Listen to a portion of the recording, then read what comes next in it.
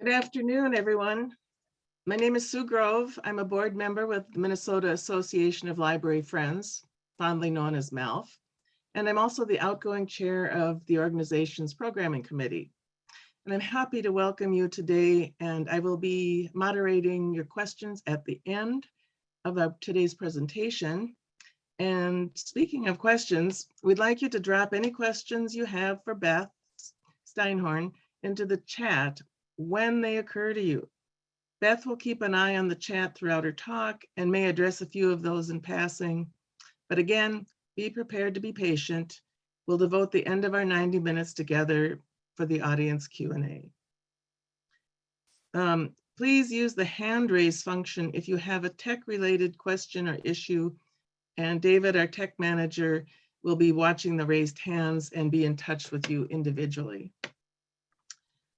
So now let's bring in today's guest, Beth Steinhorn, president of VQ Volunteer Strategies. For many of you, Beth is already a familiar name and face. She joined MALF this summer for a primer on volunteer recruitment strategies.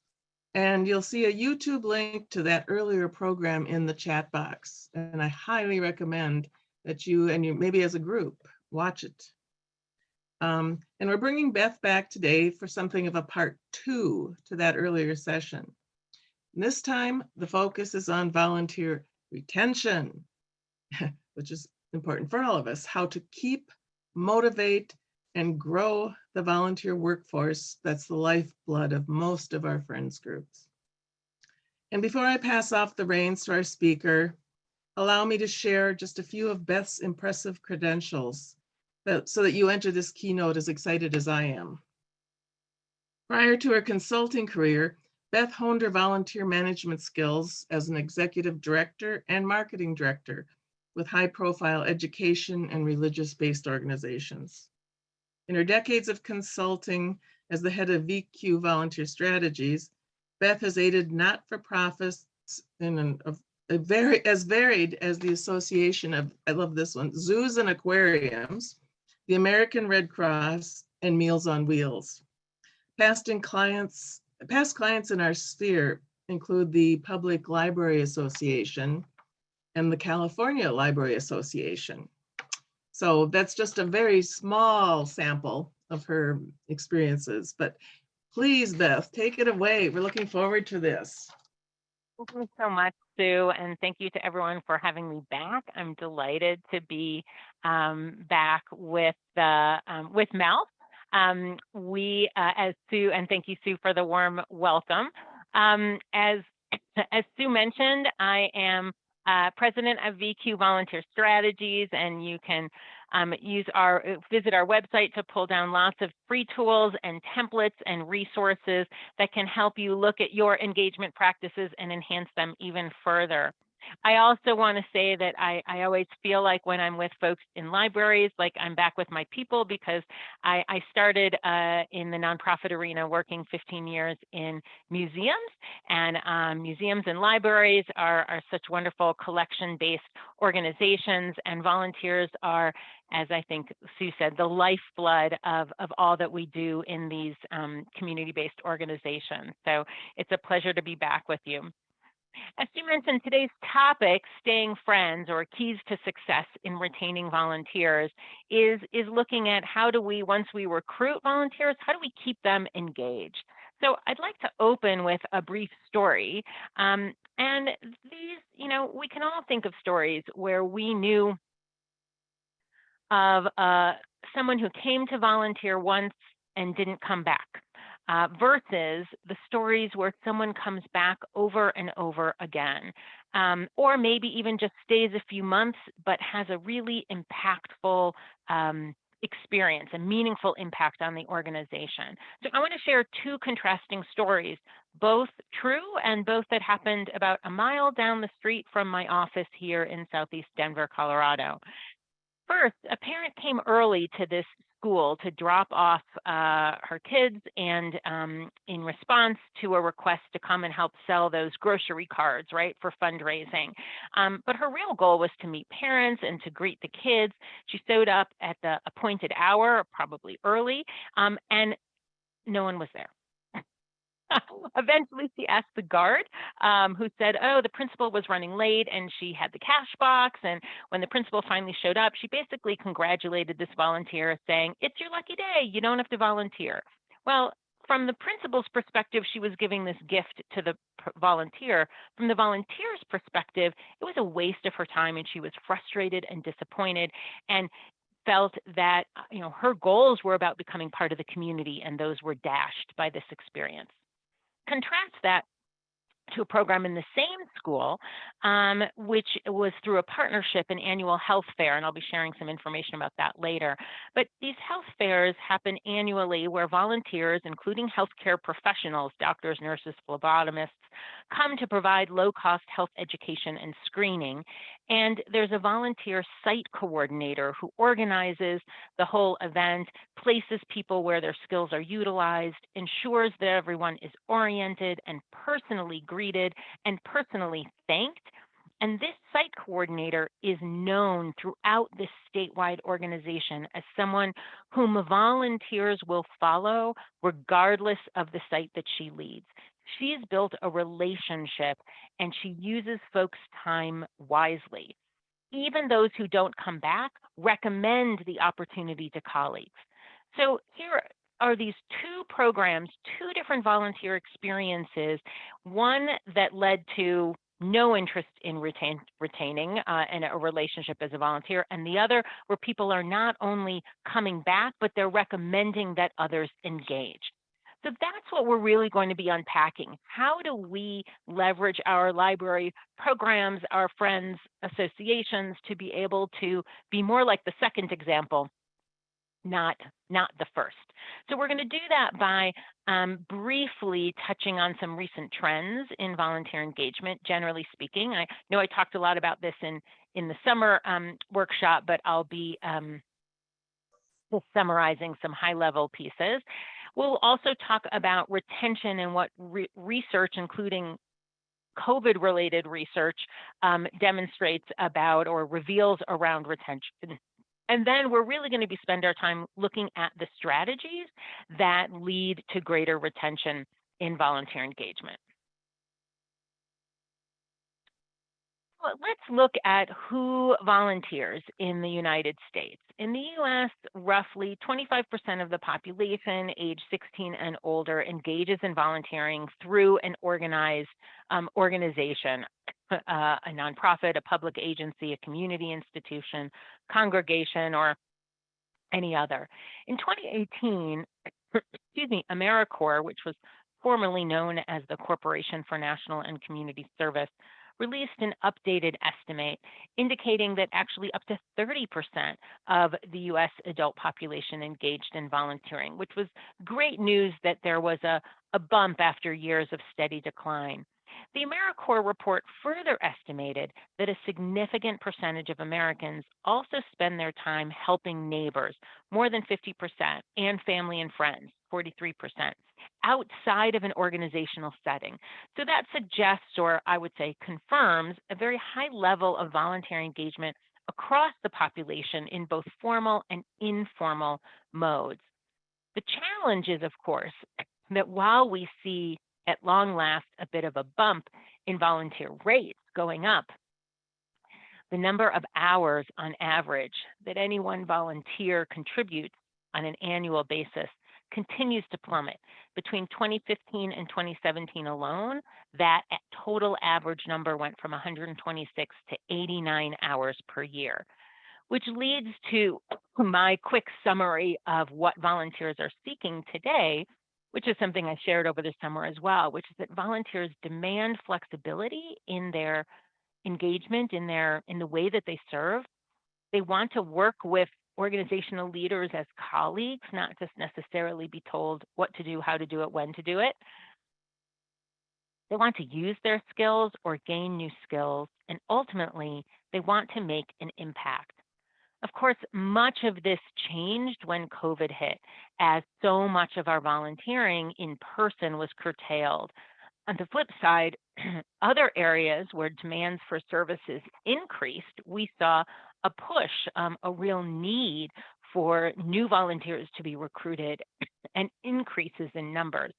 that has a lot to do with how the organization envisioned, let's say, itself. What was their mentality around their response to the COVID crisis? An organization called Common Impact released in around third quarter of 2020 their nonprofit impact report related to COVID-19. And they interviewed hundreds of organizations that work with Common Impact and grouped the different ways that organizations responded into three buckets. Very technical term here, my term. Three buckets, three types of responses. First, there were organizations that acted as responders. They provided services that are essential or increasingly essential and therefore really aggressively adapted in order to continue to serve. Think food pantries that suddenly found themselves with a exponential growth in demand for food safety net services. Then there were those that were hibernators. As a former museum professional, I recognized that a lot of museums felt they had to hibernate because their doors were shuttered, they couldn't have in-person tours, et cetera. And so, these were organizations that maybe had less feasible or less essential services, and they had to suspend their services. Also think in other areas of the arts, think theaters, live theaters were shuttered for a long time. And then, of course, there are the hybrid organizations that had varying degrees of essentiality and adaptability, kind of between a responder and a hibernator. And so with that framework in mind, I'd love to launch the first poll. There we go, David, thank you very much. So you should see a poll on your screen. I'm curious how your library has functioned over the past 20 months. Has it embraced its role as a responder? Has it taken a hybrid approach? Has it really kind of hibernated? Or are you just not sure how you fit into this framework? The reason I think it's even relevant to our conversation around retention is that, of course, if volunteers are driven to serve and to stay engaged because of being able to make a difference, then whether your library has been able to present a value proposition, an opportunity to still be impactful in service over the last 20 months, even while for part of those months, perhaps your library was closed, then that is going to affect your ability to retain volunteers versus kind of just trying to keep a relationship with them until they can come back and be in person. So with that, I think I've tap danced enough. David, you can share the results. I just want to give people time to vote. So let's see. Well, I'm thrilled to see that 2/3 plus of you view your organization as having been a hybrid, and I'm even more thrilled that 23% of you view yourselves as responders. And I'm not surprised that one of you, the experience has been a hibernator. You're not alone. I've definitely seen that with other culturals and certain educational institutions. So thank you for that, David. I appreciate that. We know that this has been a challenge. And I've been hearing across different sectors that for these organizations, even for responder organizations like healthcare organizations, their ability to engage volunteers has been extremely limited because volunteers are very limited in being able to serve in hospitals, as an example. And a lot of volunteer engagement professionals and volunteer leaders like yourselves have been talking about loss and the challenges and the grief that has been really characteristic of the last 20 months. This isn't just about retaining volunteers, it's also about reconnecting with those with whom we've lost touch because it's been such a challenge to keep those connections going. But there is some good news that we see in terms of the research here. Through 2021, changes continued. According to a relatively recently released report by Sterling Volunteers and Volunteer Match, things continued to shift, obviously in large part due to the vaccine. Most notably, most volunteers continued volunteering during the pandemic, though 1 in 5 held off due to COVID-19. And 82% of organizations emphasized access to both virtual and in-person opportunities, which was a significant boost over just 54% in 2020. The motivations for individuals to serve have also continued to shift. The research shows that volunteers in 2021 were even more likely to be motivated by supporting a cause, 65% as opposed to just 48%. And this one it just sort of tickles me, are even more likely to be motivated by the chance to be social and productive over the previous year. 72% said that's a big motivator over the 54% in 2020. And of course, given how hungry we all have been in this year for a chance to be social and productive after a year of working and socializing and just being at home virtually, it's no surprise that that's a big push.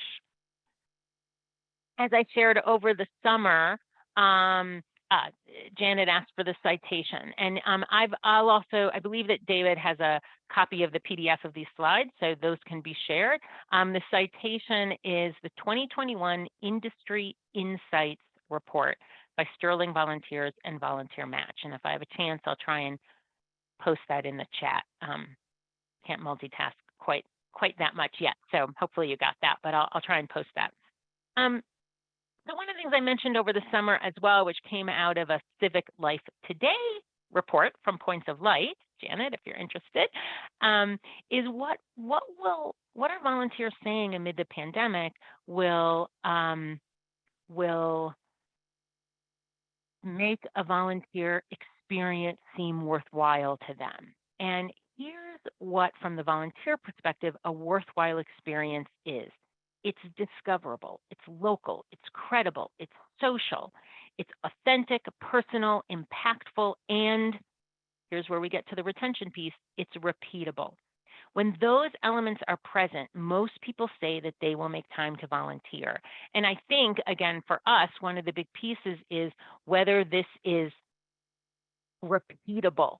How are we ensuring that a first experience with your friends association, with your library, is credible and authentic and impactful, so that they'll be motivated to repeat. And I'm just putting the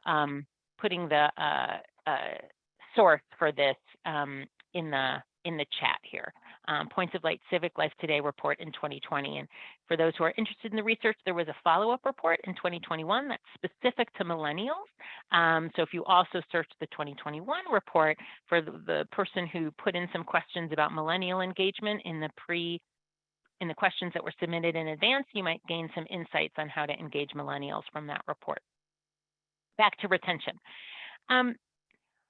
When I was sort of growing up professionally in this field, working in museums with thousands of volunteers, retention was often defined as volunteers who come back year over year in the same position.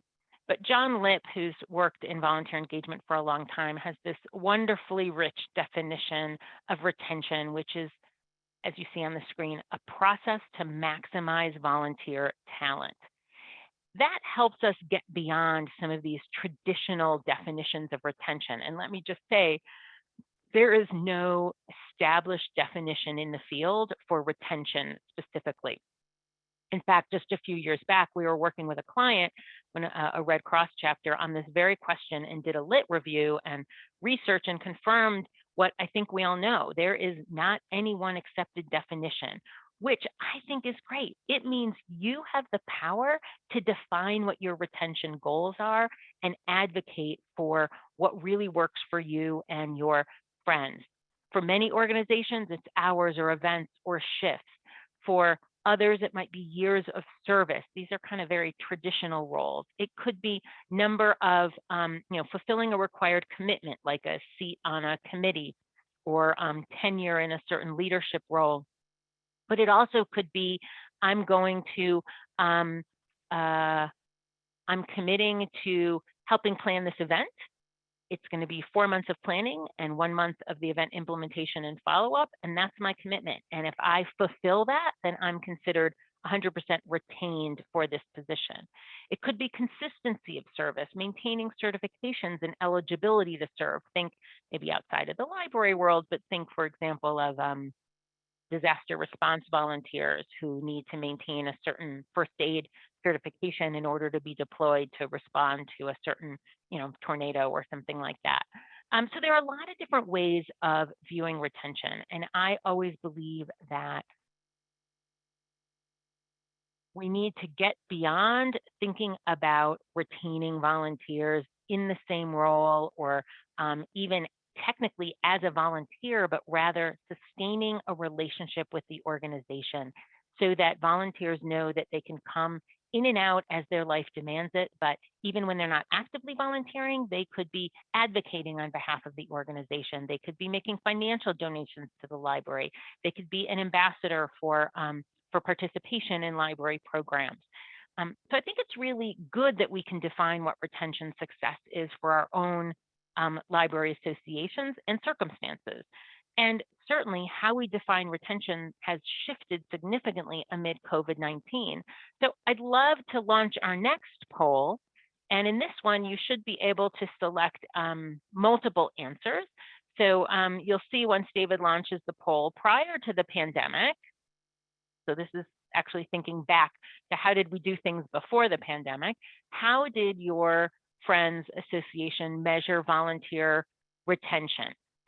Was it number of filled seats on a committee or board?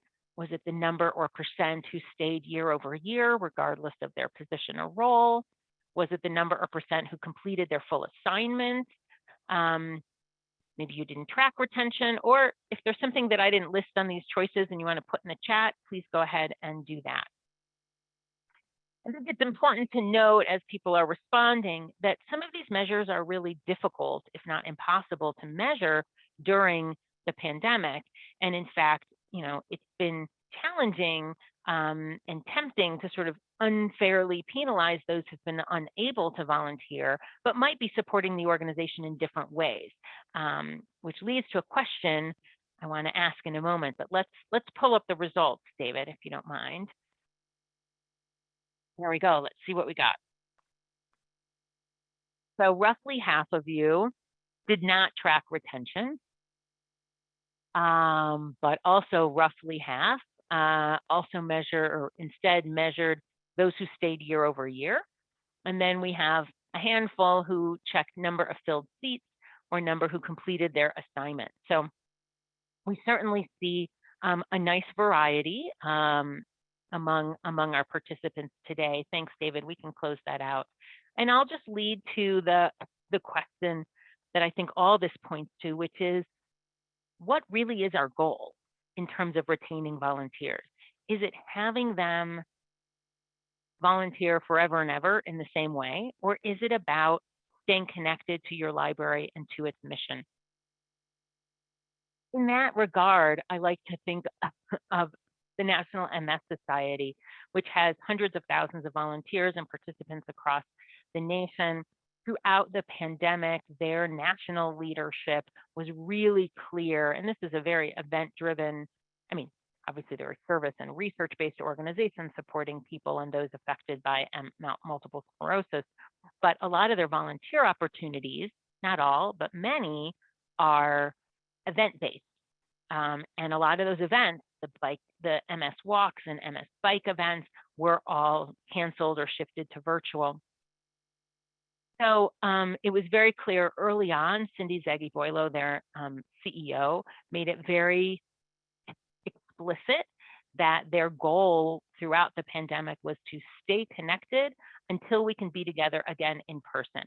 So what are some of the ways that they stayed connected? Well, Brittany McGarry, who is one of the MS Society volunteer coordinators for event volunteers in the Western states, she found herself in April of 2020 with a whole lot of canceled events and hundreds of volunteers that she was trying to figure out, what's my goal now?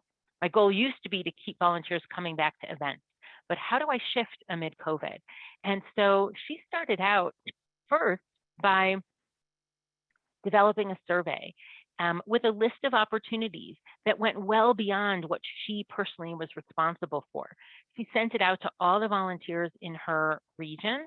And once she got those surveys back, she personally met one-on-one, obviously over phone or Zoom, with each of the individuals who expressed any interest in elevated or changed roles. The ones who wanted action alerts, she sent them action alerts. The ones who expressed interest in committees or sharing their story, she set up what she called an exploratory meeting with them and called them. If she'd had even more, she would have engaged a volunteer or two to help her do these calls. And within just a few weeks, she was able, forgetting them, there we go. Within just a few weeks, as a result of these one-on-one meetings, she was able to elevate a significant number of volunteers to event committees, to advocacy work, to community councils, and she created a running list of people interested in making phone calls, writing thank you notes, and various other projects. And much of this really has shown that some people will just come out of the woodwork. Some people who'd been there 10 years, who were always saying, all I want to do is events, had shifted their perspective amid the events of the last 20 months, either because of that or because they finally got a personal outreach of, hey, what are you really interested in? And can we help you on your volunteer journey? And they determined that this is really going to be a practice that they're going to continue to do moving forward. And I see, I do want to acknowledge that we have a couple other metrics that were listed, putting in, measuring those who are tracking those who put in 5+ hours year over year. That's retention, or financial donations, which actually amid the pandemic, I know a number of organizations throughout the world that looked at, okay, who among our volunteers have shifted to making financial donations, or how have we increased that as people have felt unable to serve in person and instead are able to still support kind of from a distance, but in a meaningful way. So these types of metrics are all incorporated, not all, mostly incorporated into one of the pages in the toolkit that you'll be receiving, Volunteer Recruitment and Retention Amid Uncertainty. And so some of the resources and stories I'll be sharing are in here as well, including this example of a page from the e-toolkit that has a chance for you to write out your retention goals and also what metrics would shed light on those goals. I see a question from Jim. Okay, we'll hold it for the Q&A, but it's a great question. So we'll come back to that one, Jim. Thank you. So I want to share a little bit about what we know from research that can shed light on retention. This is pretty old data from back in 2007, which doesn't seem that long ago. In terms of research, is a little bit of ancient history here in terms of generations and volunteering. But we believe some of these things remain true. This was from what's now known as AmeriCorps. Then it was the Corporation for National and Community Service, our federal agency dedicated to volunteering. And what we knew back then was that 1 out of 3 volunteers, even back then, did not volunteer in the next year. So back in 2007, only 66% of volunteers stayed year over year. And I would say that number continues to go down. Research seems to be indicating that, and all of my experience indicates that. So it begs the question, who stays longer, right? Retention rates at that point tended to increase like volunteer rates with older volunteers, those with higher education levels. Interestingly, those who volunteer more, put in more hours, tend to also be the ones who stay. Those associated with religious organizations, and this is where I think it's really important, those who have more challenging, meaningful volunteer activities. Remember, volunteers want to have an impact. So attending a meeting doesn't necessarily feel like volunteering, impactful volunteering for many, especially younger volunteers, whereas coming and being part of a team that's planning and implementing an event is an impactful, meaningful opportunity. So don't shy away from challenging meaningful opportunities. Another more recent study in the mid 20 teens came out of Repair the World, which is a national faith-based organization dedicated to engaging younger adult volunteers. And Repair the World looked at 10,000 young adults who participated in their programming in Baltimore, Brooklyn, Detroit, Philadelphia, and Pittsburgh, who worked to expand capacity of nonprofit partners, particularly around issues of food justice and education in local communities. And a significant majority of participants were returning young adult volunteers, with more than a third participating 4 or more times, which is a real robust pipeline of deeper, sustained involvement in the work. But what were the drivers of those episodic volunteers coming back over and over again? Well, they were the authenticity and impact of the work, number one. The opportunity to serve with others who care about the same things as they did, number two, and the opportunity to form meaningful relationships around the causes that they all care about. Which leads to kind of a classic piece of research in volunteer engagement. I hope I'm not getting too research-based here, but my volunteer engagement nerd comes out when I just say that I love this study. It was done by New York Cares in 2009, and I won't go into great depth, but if you're intrigued, check out this study. It's pretty interesting.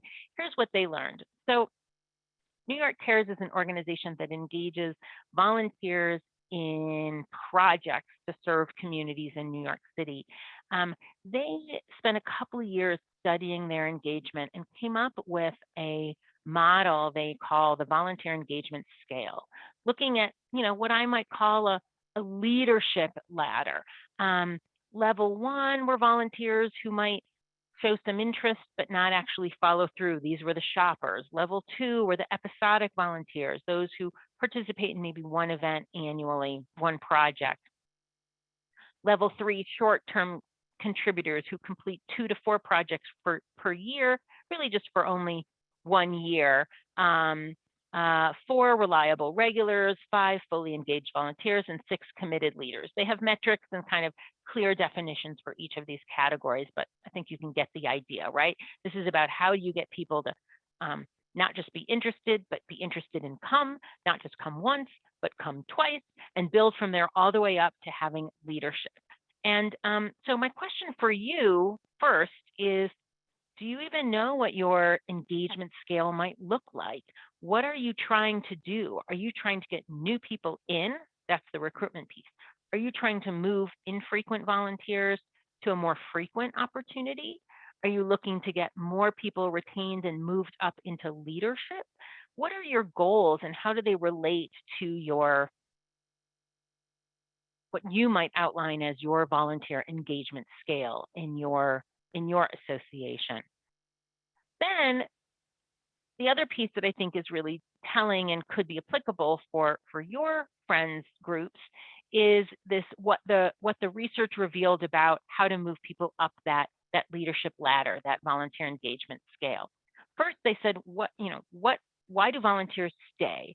Well, volunteers stayed engaged over time for the same exact reasons that they initially became involved: to help others and to make their communities a better place to live.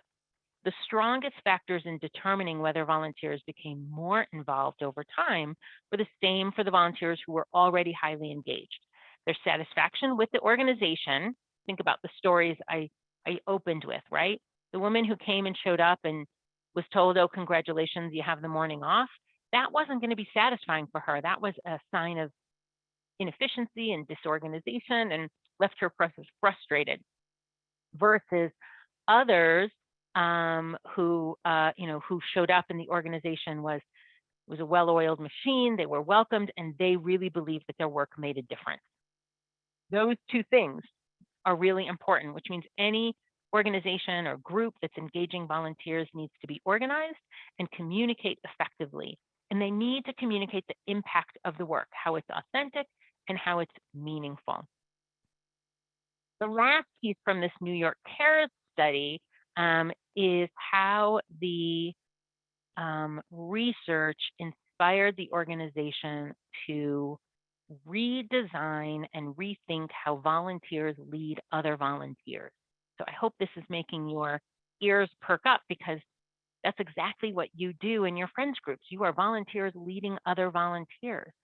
So New York Cares, it's a little different. I get it. They have volunteer leaders running projects where other volunteers were coming in from the community to help out at this school or do this food pantry event, whatever they're helping in libraries, with book sales, etc. But what they found was that their team leaders, their project leaders,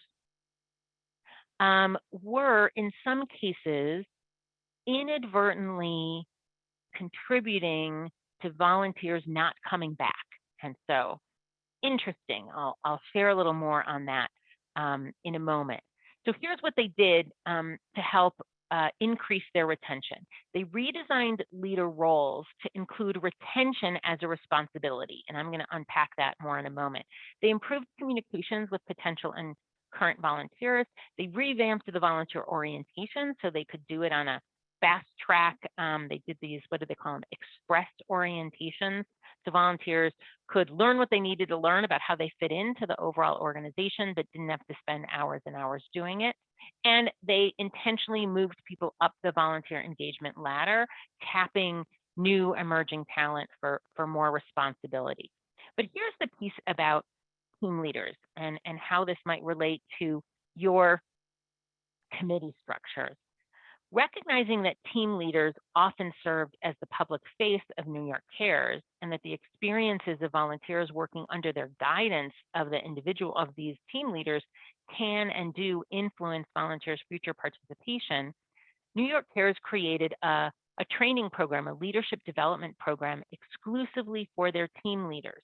So think about how you equip your committee leaders, even if it isn't a formal training. How do you equip them along these lines?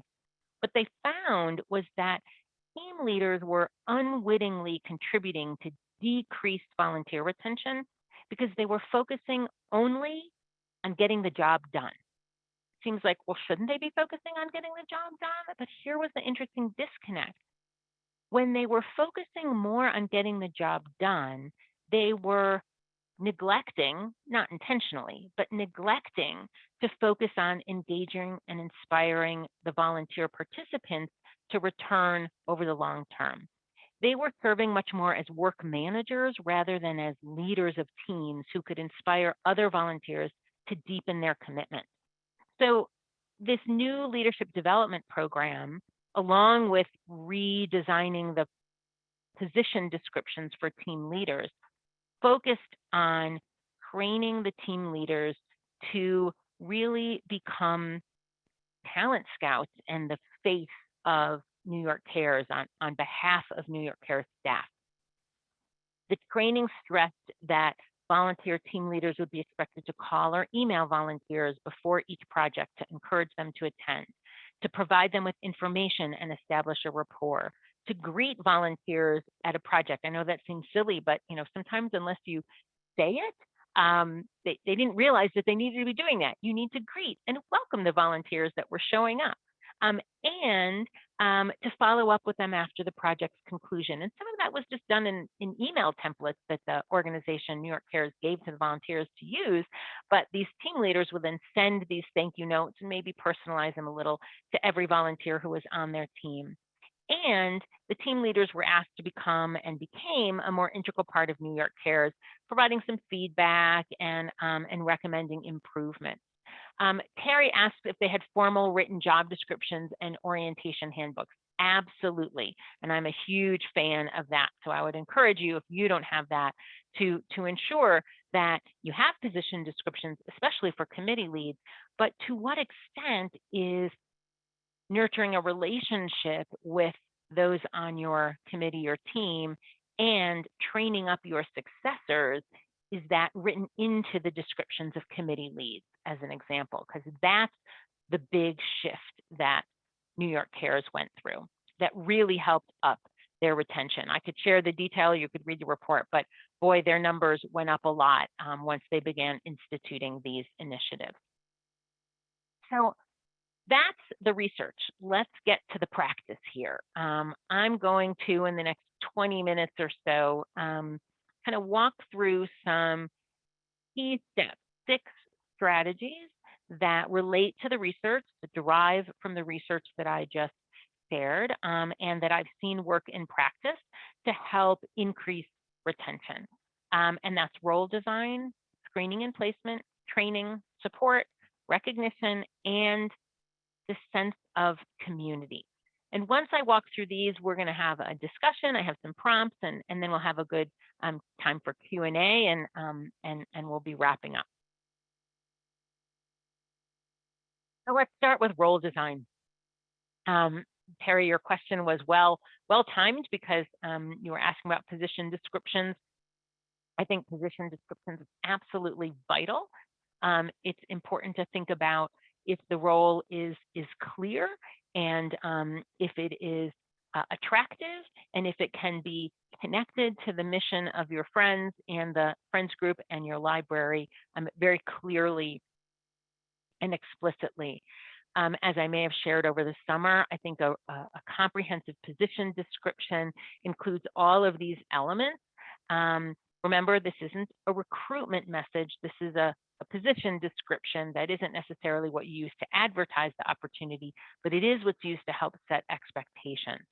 And I do think that it's really helpful, even for short-term roles, to write out a short position description, even for a position of maybe helping set up or take down a book sale, for an example.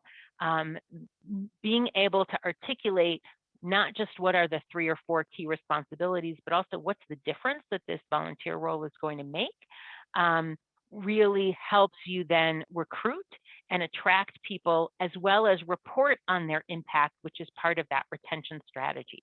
So let's go back to that health fair that I shared the story of at the open of this session. And just so you know, this statewide health organization, 9 Health Fair, does health fairs in schools, libraries, faith-based organizations, community centers throughout the state. So state of Colorado, where I am. It's dedicated to providing free and low-cost health screenings and education, and they partner with these different organizations who serve as host sites. So in Colorado, there are actually libraries that work with 9 Health Fair as well. And so when they do a position description for roles to help support and implement health fairs, those position descriptions help them create really attractive, impact-driven recruitment messages. Things like, do you want to make a difference in the health of your community? Do you want to help family, friends, and neighbors access free and low-cost health screenings? Do you have skills and time that you want to share to help your community? Then as folks click through, they get to see a little more specificity about the roles. And here's where we get to, I think, an important piece about positions and expectation setting. Even though this is a little bit of the recruitment side, it's about setting expectations, because people won't come back if they feel like there's been a bait and switch, right? Come, it's not a lot of work. It's just a couple hours, in one weekend, and then they show up and it turns out to be much, much more. That's not an effective method for recruitment or retention. Or maybe it might recruit people, but it's not going to help retain them. They're going to leave dissatisfied with your group. So I bring that up because I love that 9 Health Fair is really explicit, even in just a 1-sentence little ad, about what each role entails. So a special event volunteer, be a 9 Health Fair ambassador at various events throughout the community. Bilingual volunteers, we have an increasing need for people who are fluent in more than one language. Help out on hotlines, fill volunteer roles throughout the day of a fair, doing outreach in diverse communities. We'd love your help. I read that and think, oh, if I'm bilingual, there's a lot of different things I could do with different commitment levels. On the other hand, if I read a non-medical or medical coordinator, it says, oh, my responsibility is to help recruit volunteers and assist the leadership team to plan a 9 Health Fair in my community. This is a major volunteer role at every health fair. There's no bait and switch here. I know if I'm going to do this, it's going to be a significant amount of time, but boy, am I going to make a difference. So use these position descriptions to really inform and set expectations. So as you think about designing roles for committees, for example, think about why people join committees. Some it's to network and meet new people. Maybe it's to gain job skills, but most of all, it tends to be to make a difference. So questions I would put back to those of you who are seeking to fill some committee seats. I have to say, I always ask, does it really need to be a committee? Can it be a team? Can it be a project? Because committee evokes a really long-term commitment, and the work may not need to be committee driven. So that's my first question as you're structuring your work. But second, do you know why people join your committees? Are those reasons fulfilled? Are they actually finding satisfaction with what drove them there? And as I opened with, does the work need to be structured through committee positions, or could it be structured in an alternate way? Again, this is in part recruitment, but really it's about fulfilling expectations that you set up through recruitment by ensuring that the work is authentic and impactful, and that's what keeps people staying. Of course, making sure it's the right fit is also important. I know a lot of organizations who are worried about setting up screening processes, whether it's an application, an interview, setting up requirements if it's a partner organization who, like a company that's going to come and bring 20 people. All of those things don't have to be barriers. Making it clear that there's a screening process and not everyone is immediately accepted is a way to say that we value your time and your skills, and we want to make sure that this is the right fit for everyone. So how does an organization, even like 9 Health Fair that has a lot of event volunteers, how do they ensure it's the right fit? They ensure that it's really clear what criteria and requirements they have, whether it's physical demands, time requirements, age minimum. There's an application. Do you want to ask volunteers to apply? Is it a group that needs to apply and sign a group waiver agreement? What sort of screening is there? And can you ensure that folks are assigned to only stations or assignments, if it's a day event, that meets their abilities? And most importantly, do you need to be, I'll get to this a little later too, but you need to be a member of the group and perhaps pay dues in order to participate and volunteer at the library? Are there other ways in that you can be affiliated without necessarily having to be a member? And I realize that may be a touchy or challenging question, but it's one to at least ask and consider.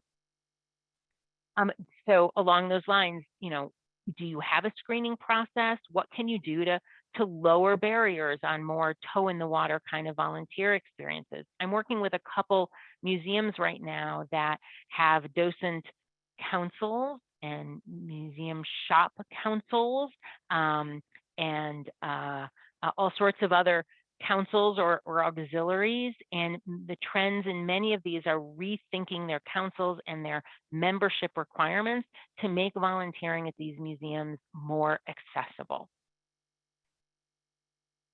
Onboarding and training, it may not be required. Can I talk more about what screening means here, more or different from background checks? Yeah, I'm happy to answer that. And I'm sorry if I missed that, Mary. I think I'm going to go back to this slide here for a moment. Screening can be any or all of these components plus more. Screening is really about what's your process and policy around ensuring that someone is the right fit before going from prospective volunteer to a placed volunteer. So it could be filling out an application. It could be any one of these components, and usually it's a combination thereof. Filling out an application, having an interview, possibly passing a background check, maybe checking references, meeting eligibility requirements. It's rarely all of those things, but in some cases it may need to be. And a comprehensive screening policy is not the same as having the same process for every position. A policy or a practice, a protocol, whatever you want to call it, for screening and a philosophy around it should embrace the idea that the level of screening should match the level of responsibility and risk for each volunteer role. If you're doing a book sale and you're engaging volunteers to help with the logistics of the day, my guess is unlikely that they would need a background check. They might not need a big interview, but you might want to have them fill out an application so that you have their data. They can sign some waivers through the application, and you know that they meet the minimum age requirement and have agreed, yes, I'm physically able to lift and move, 25 pounds if they're going to be moving boxes of books. On the other hand, if you have a volunteer who is running your book sales, whether in an ongoing book shop adjacent to the library or as part of these one-off events, then this person is going to have access to probably technology and financial resources. And in that case, you might want to have a few extra steps in there for screening. If they're going to be working one-on-one with students in isolated areas, they may be required to have a background check. You should be able to tailor these screening processes to the level of risk and responsibility for each role. I'd say one of the things that's happened with the libraries I've worked with throughout the pandemic is, of course, there are organizations that were doing book deliveries for homebound vulnerable populations, as an example, and they, if they had access to personal information about vulnerable members of the community, then they, in those cases, sometimes they've had to have some extra levels of background check. Janet asks, am I referring mainly to officer positions as regarding to an application? I'm not. For many organizations, libraries included, a volunteer who's showing up to help with an event or who's going to be doing reading programs would apply to be a volunteer. And then there's a conversation, is this the right role for you? Can you meet this schedule? And that application then becomes processed as someone who is then placed as a volunteer or not. I recognize that some of you probably work with libraries where there may be a volunteer coordinator there who's handling that, in which case your friends group may not have that level of formality. But I think it depends on the type of placements that you're doing for the friends, what your activities are, and what types of roles you're responsible for filling. Hopefully that helped, Janet. Regardless of the role, I think I know that it's really helpful to understand and think about what the onboarding is, especially for board positions, leadership roles, committee leads, et cetera.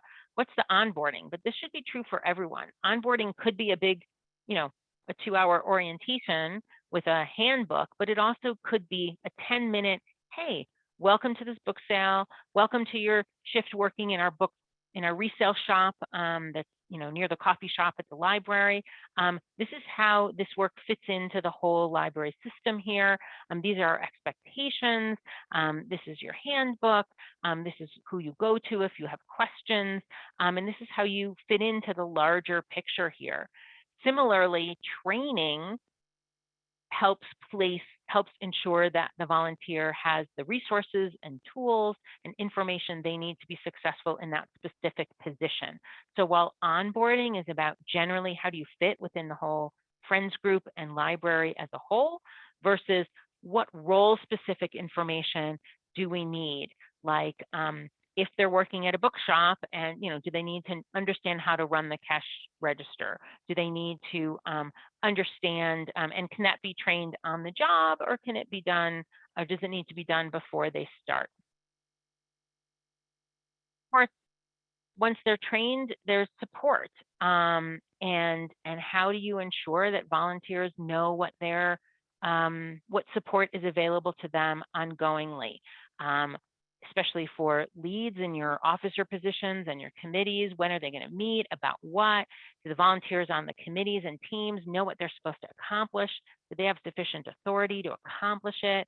Do they know what skills, do they have the skills they need?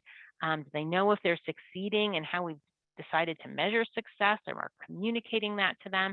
It's like a little checklist of questions that can help us. You might be saying, well, what does that have to do with retention? Well, it has everything to do with retention, because if a volunteer is placed in a role and is going along but doesn't feel supported or doesn't know if he or she is succeeding, then they're not going to stick around. So these are all good kind of checklists to think about. For some initiatives, let's say you are developing a big recruitment initiative, you could consider developing a work plan. This is a work plan. I'm not going to read it all, and unless you have a giant monitor, it's probably pretty hard to read the small print, but you'll have it in the PDF. It's a work plan for a team that was designed for a hospital to help recruit baby boomers and millennials to their, I don't know why it doesn't talk about my poor beleaguered Gen X that isn't talked about, but anyway, it's a team that's designed, a volunteer-led team to help recruit baby boomers and millennials into this volunteer corps. And so this really indicates exactly what are the steps that they're expected to do, how is success going to be measured in terms of numbers, yield, impact, and outcome. And it's a great way to then direct that check-in, et cetera, as the team is moving forward. The last piece I want to share about these best practices before we get to the question of community is the recognition. We talked about recruitment, we're talking about retention.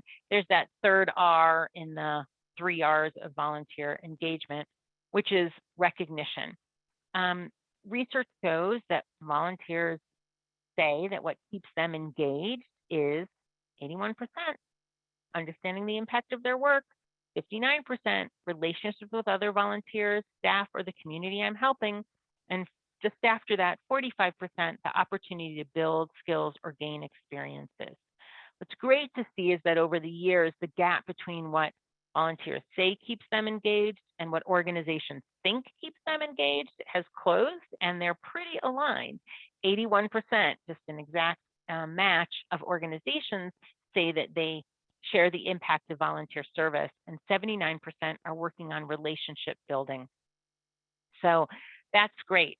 Recognition is still an important piece as evidenced by the organizations, but volunteers, to be honest, are much more motivated by the chance to understand the difference that they make than by any one particular type of recognition. So when you're thinking about recognition, certainly don't overlook it, but remember that only 1 in 4 volunteers say that recognition is what keeps me here. More say it's my relationships and it's understanding the impact of my work. How do volunteers want to be recognized? By hearing the impact of their work. That's how they want to be recognized. And close to 70% want to be thanked in an informal basis. This relationship piece, I think, is really vital, and that's what I want to close with before we shift to some Q&A and some discussion that I want to pose some questions to you all. And that's this idea of relationships and community. As I've mentioned, the ways that people want to be recognized is often focused on, what keeps people engaged is relationships. And this, relationships are really about community, right? The last 20 months have certainly driven us to have a pretty significant rethinking of what it means to have a volunteer community. Why should we think about community and interpersonal relationships with a volunteer corps? Well, because community and connection, as we see, are what draws people together to volunteer. Obviously, first and foremost, I can't say this enough, it's a chance to make a difference. But even that has to do with community, in that people want to be part of a community that makes a difference.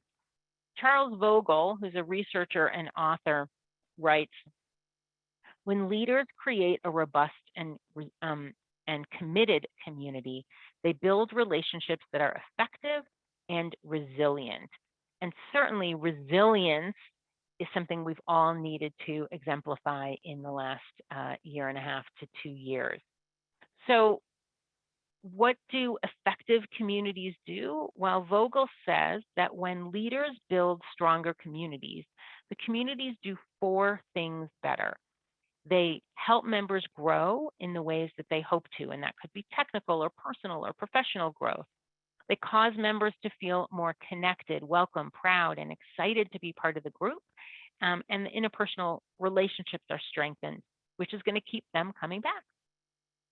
They also help members work together toward making the difference that you envision, and they make membership, whether formal or informal, more fun. And that's not a bad bonus either, right? He identified 7 principles that are present when communities are healthy and strong. And I encourage you to check out his book, which is listed at the bottom here, The Art of Community, 7 Principles of Belonging. It's a quick read, and I really love it. It really hits on my background in anthropology, and it just sings to me. But I'll just share briefly these 7 principles, and you can, as I go through them, think about how do we in our friends group demonstrate these principles. Vogel's really clear, and I've seen this with volunteer organizations as well. You don't need all 7, but you need a critical mass in order to really have a healthy and strong community. So the first is a boundary, which is it clear the line between members and non-members? It's important to recognize that in effective communities, that boundary isn't there to keep people out.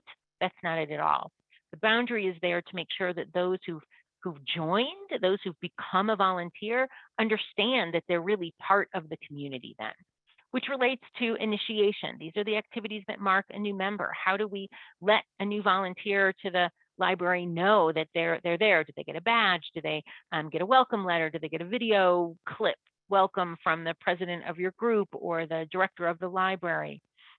Rituals, what are the things that we do that have meaning? What are the whether there be annual rituals or recognition rituals, or simply when you start a meeting, do you have a go around the room ritual and a closing ritual? These all make us feel that we're part of something. Similarly, space. What are the spaces that are set aside for our community? Obviously, you have your library, but even in this Zoom world, right? What are the ways that we create space for us to enact our rituals and be part of the story of the library? Speaking of stories, this is what we share that allows others to know our values. Obviously, you're all committed to libraries. You must be, right? The idea of stories must speak to you. So how do we tell the story of volunteers in your library to active volunteers, to potential volunteers? How do you tell that story? Similarly, what are the symbols that, whether again they be badges or having your branding on your Zoom logo, on your Zoom background, gifts that are presented? What are the symbols that represent the history and being part of this work? And finally, as it relates to that New York Cares story that I was sharing, leadership and growth. What's the path that can represent increased ways for volunteers to grow and elevate their work with you? So with that, I'm going to take a deep breath and kind of turn the tables a little bit. We are going to have a Q&A where you can ask me questions, but I would like to right now ask you a question or 3 and see if we can get a little conversation going. You can answer in the chat. You can, I think, David, you'll tell me if I'm wrong, I think you can also raise your hand or ask to be unmuted, and David has the power to do that. So let me post the first question and we'll see if we can get a little chatter going. Great, David is confirming. You can just raise your hand or ask to be unmuted if you have an answer. We've talked a little bit about how do you define retention. I asked that in the poll, and a few of you weighed in on the chat. I guess what I'd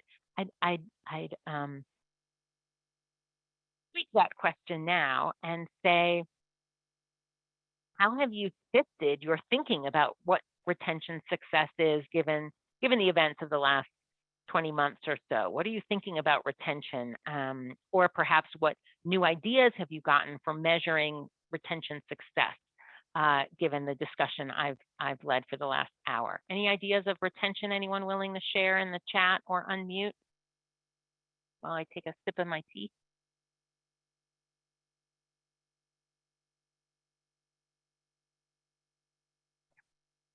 People may be typing, so I want to kind of let us all have the little Jeopardy theme song going through our head while I'll give someone ample time. And if there are no takers, I'll post the next question. Leanne notes, thank you, Leanne. Reconsider which programs should be retained. I like that. And Loretta weighs in, I hadn't thought about initiation before. It seems important. I do too. I think that initiation, it's a very loaded word, and often we think about those, popular media images of initiation and hazing and fraternity stuff, but initiation can really be a beautiful thing. It's about welcoming someone into the community. So I'm really, really glad, Loretta, that resonated for you. And Leanne added a follow-up in thinking about which programs should really be retained and then staff up with a focus on that area, if I'm understanding you appropriately, Leanne. I think that's really, really important. In fact, one of the things that the tragic events of the crisis of the last 20 months have allowed organizations to do is to rethink which volunteer roles should be continued and which maybe don't serve the mission directly anymore. And so thinking about where to pour our efforts to retain in order to sustain our organizations, if that's something that you've taken away, I feel like this hour has been a success so far, because I think that's really important. Okay. Anyone else, feel free to weigh in, but I'm going to post the next question. What have you done in the last 20 months that have encouraged retention? And that kind of relates to Sue's note. Retention is having a volunteer be eager to come back after their first time. I love that. If they're willing, if it's a repeatable experience, I think that's a great way to think about retention. Given that we've, a number of you said you were hybrid. One was kind of more of a hibernator, but a lot have also been responders. How have you been engaging or retaining volunteers? What's worked for you? Because I got to tell you, if you've had success with that, then I'd love to tell your story to a lot of my other clients who are struggling with that. So what's encouraged retention effectively in the past 20 months?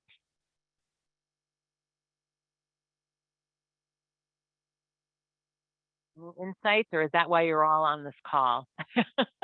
Loretta says, we started a new friends book club during the pandemic and met via Zoom. Small group, but kept us connected. I love it. And Zoom's kept us connected. You're right, all of us, in so many ways we never would have imagined before. I love the book club idea. Obviously, that's very much on brand, on mission for you. I worked, prior to the pandemic, we worked on and off for a couple of years with the Marine Mammal Center along the coast of California. And they have a hospital and rehabilitation center for injured marine mammals, an amazing place. And but because of the pandemic, they had their volunteer corps, many of whom work directly with the marine mammals, providing not quite veterinary care, but providing care, direct animal care to the animals in the hospital.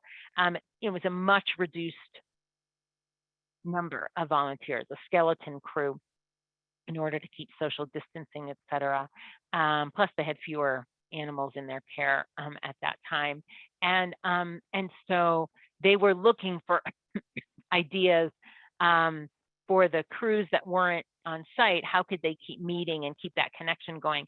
And they were doing like mask things and, mask making and all these different things. And one of the things we came up with was a book group, but specifically books about wildlife in the ocean, which sort of really made sense. They may not have been a library, but they were able to convene around their mission doing book groups. Janet says, considering a sponsorship type of practice. Maybe you could explain that a little bit, Janet. I'm not immediately picking up. And Jane says, meetings are necessary, in-person adds little. So what I'm hearing is there's still ways to meet, even if we're not all in person. We can meet, even if, it adds some if we're in person, but it's not necessary. We can still convene. Outdoor fundraisers, love that. Oh my gosh, we've seen so many drive-by things and other outdoor events. I love those. So that's a great example. I think these personalized phone calls, MS Society is not the only one that I've heard do this. The museums I've worked with, some other health organizations I've worked with, that really has been a way to help engage or retain connections, sustain connections. Maybe that's a better word with volunteers. Oh, and Janet, oh, I see the spot. Thank you, Janet, for explaining this. It's not just the sponsorship is like a mentor or buddy who helps the volunteer get started and get their questions answered. Matching volunteers, newbies, especially with veteran volunteers, is a way to keep both of them engaged, keep experienced volunteers engaged in providing some sort of mentorship or buddying to new volunteers, and it gives that relationship building opportunity for newbies. The other thing that it does that I think is really helpful is that it integrates new and longtime volunteers. I don't know if your libraries have been experiencing this, but I know of a lot of human service agencies with food pantries, for example, where prior to the pandemic, their volunteer corps were predominantly older adults who didn't work or who had flexible work schedules and could come during regular work hours. Due to the pandemic, a lot of those older adults were staying home, and younger individuals who now were working remotely and had more flexible schedules were coming in to fill in. And these professionals in the organizations were realizing that there could easily be a very big rift between the newbies and the experienced folks, right? The veterans. And so things like buddy programs, pairing folks up, giving experienced volunteers a chance to convene virtually with the newbies until they could be there in person, using them to train or check in. Like, you can engage experienced volunteers who are working from home or who weren't able to come and volunteer in person right away.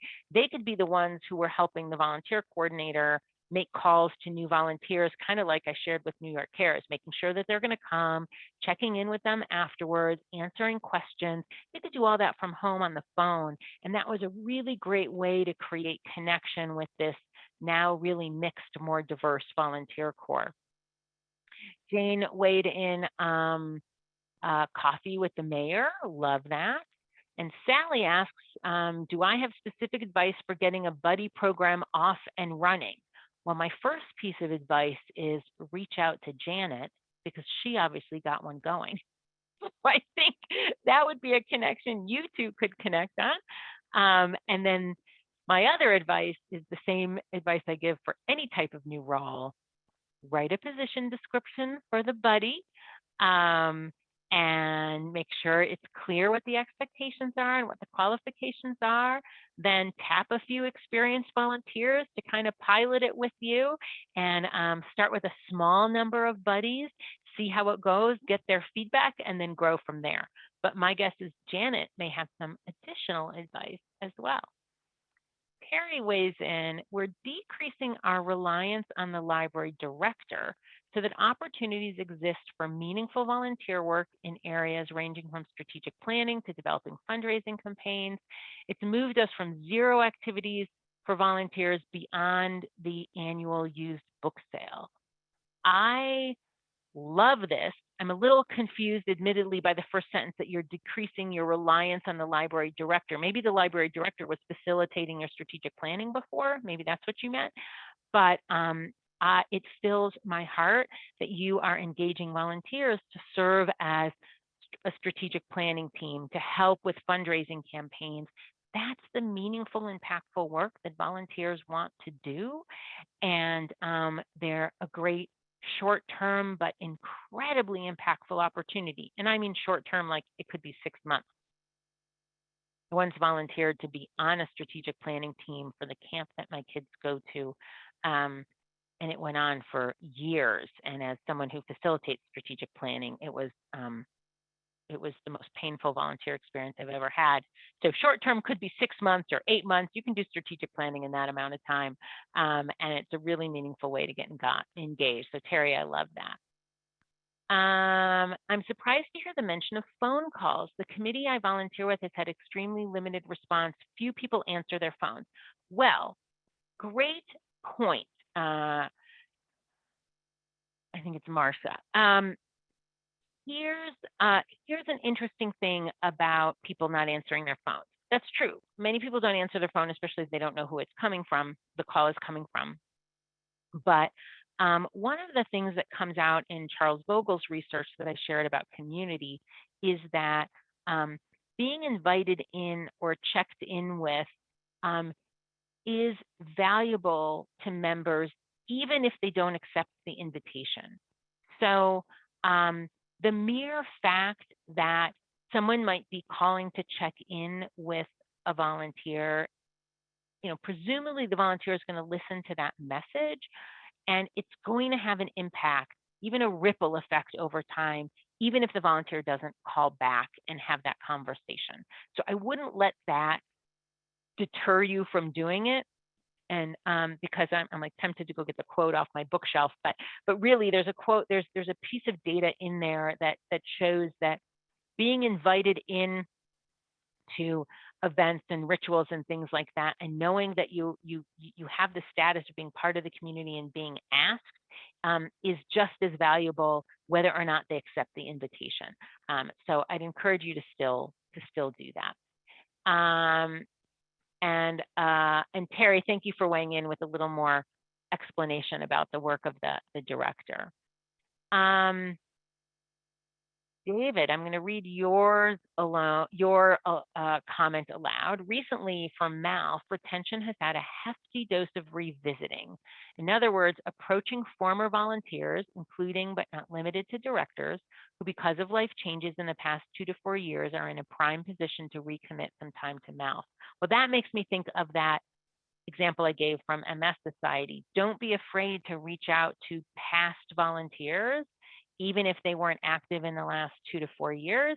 If I'm interpreting this correctly, David, because people are revisiting their engagement and their priorities and their time, and are more willing to reallocate their time and perhaps reconnect with an organization that they found useful before.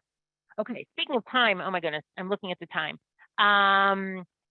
Let me ask one other quick question, and then I want to invite Sue back on camera, and we'll do a more general Q&A. How are you nurturing community to re-engage volunteers? So that sort of falls after David's comment. How are you nurturing community to re-engage volunteers? As he noted, life has changed for everyone since COVID, and the changes are not altogether bad from a time management perspective. It may be counterintuitive, but it's true. So what are you doing to re-engage volunteers in your communities? Anything worked so far for you all?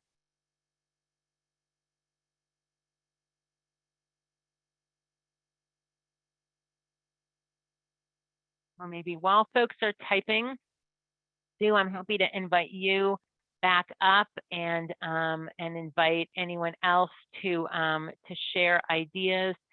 Sally says a nominating committee. Oh, lovely. Engaging others in that work. That you didn't have one before, but I hope that's being useful for you. Great. Maybe there'll be some other ideas in there. And in the meantime, I also invite anyone to put questions in the chat, and I'm happy to field ones that we didn't cover. Terry weighs in social media to broadcast opportunities. Love it. That's important. Great. And while those ideas are coming in, Sue, I'll turn it over to you to see if there's any Q&A you want to field. Okay, well, I have to say you've been very thorough and then answering a lot of them as we go along, but there was one, and I think you started to allude to it, but just to circle back, this was a question submitted in advance. What do you recommend for volunteer rewards or incentive programs? Well, I think that in terms of recognition, as I mentioned, volunteers are most commonly motivated by the chance to make a difference. So first and foremost, we need to let volunteers understand the impact that they're making, but that doesn't preclude us from showing appreciation in informal ways.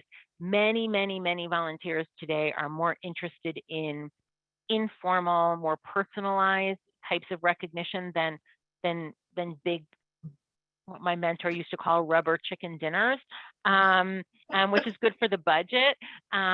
So what are the creative, cost-effective ways that we can show our thanks? So do I think it's worth it? Yes, within reason and without breaking the bank. So some creative ideas that I've seen are, there's a county that I know of that did yard signs, dropping yard signs as a wonderful county volunteer lives here. And that was something they did during the pandemic when you couldn't be in person.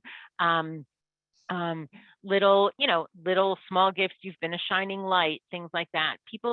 Ways that volunteers know that they're known. So, I personally don't drink coffee. So if someone actually gives, doesn't mean I don't drink caffeine, but I don't drink coffee. And so if someone gives me a gift card to a tea shop as opposed to a coffee shop, I know like, oh, they really know me. That's a lovely personalized touch.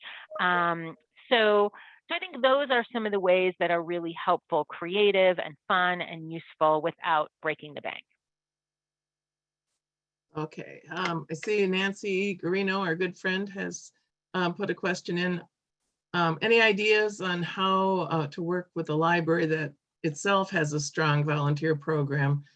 The friends are getting volunteers, but can you think of ways they could become more integrated?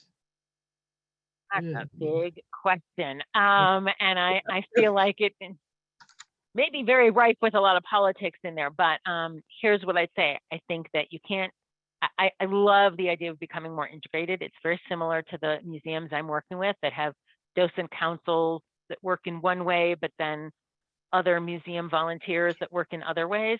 I think it's really, really important. And I imagine you already go down this road that the Friends group has a strong relationship with the staff leadership for volunteer engagement, and that they're co-posting opportunities, that it's really clear who's driving which opportunities, and that there's mutual support, right? You can't be integrated if anyone feels like they're poaching the other group's volunteers. So it can't be mutually exclusive. It needs to be mutually supportive.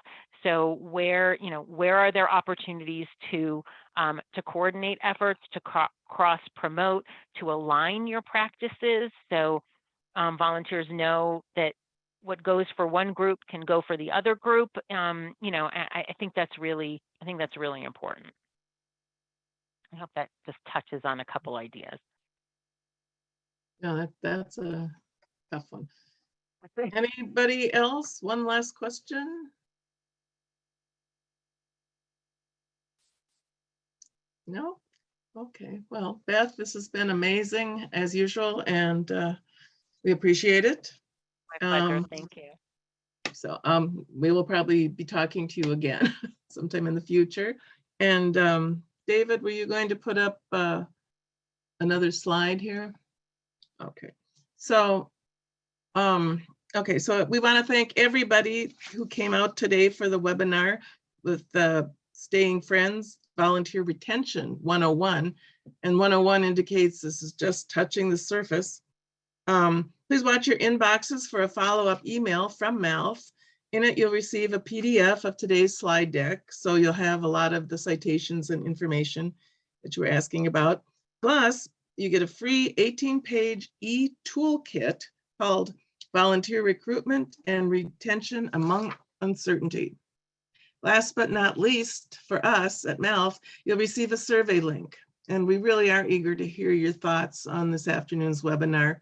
And just as, or even more critical, we'd like to know what you'd like to see next from our programming.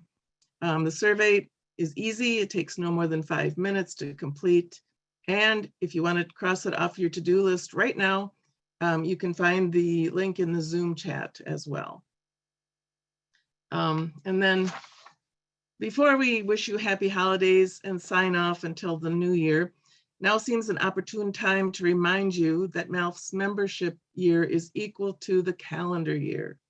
Renewal notices for all 2021 individual and institutional members went out in the mail earlier this week. So if your friends groups goes to the library, you may want to send someone in to check for it. We were usually bad at that.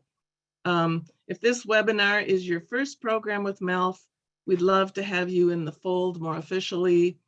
Rates are really low.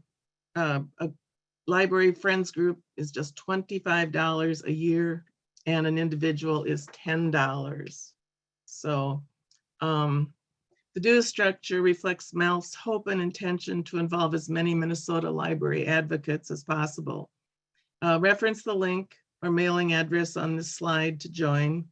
Don't hesitate to direct any questions you might have to our office at info@mnlibraryfriends.org or call 651-366-6492.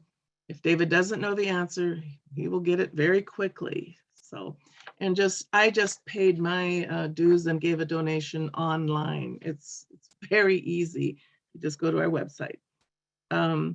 Thank you all again for attending, and we wish you a very happy and safe holiday season from MALF.